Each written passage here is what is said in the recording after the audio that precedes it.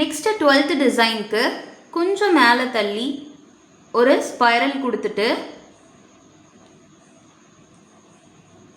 இந்த ஸ்பைரலுக்கு கீழே இப்படி ஒரு ரோஸ்க்கு வரக்கூடிய பெட்டல் மாதிரி இப்படி அந்த பட்டில் கீழே இருக்கும் பார்த்தீங்களா, அந்த மாதிரி கொடுத்துக்கோங்க. கொடுத்துட்டு இங்கேருந்து இப்படி ஒரு கர்வ் ட்ரா பண்ணிக்கோங்க. ட்ரா பண்ணிவிட்டு இப்போ இந்த இடத்துல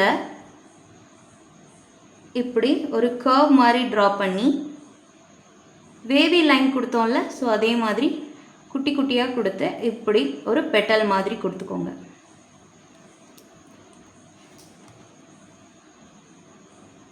ஸோ அதே மாதிரி இங்கிட்டு கொடுத்துட்டு இப்படி குட்டி குட்டியாக கொடுத்துட்டு இப்படி ஒரு இது மட்டும் கொஞ்சம் பெருசாக வர மாதிரி கொடுத்து இந்த பெட்டல் ஃபினிஷ் பண்ணிக்கோங்க.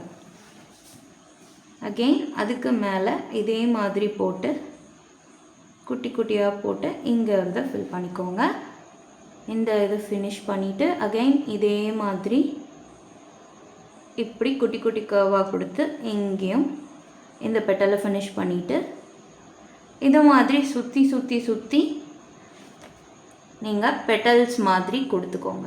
குட்டி குட்டி வேவி லைன் பார்த்தோம் இல்லையா, ஸோ அதை சின்ன சின்னதாக கொடுத்துருக்கோம், அவ்வளோதான். கொடுத்துட்டு இப்படி உள்ளே இருந்து இப்படி ஷேடிங் கொடுத்துக்கோங்க.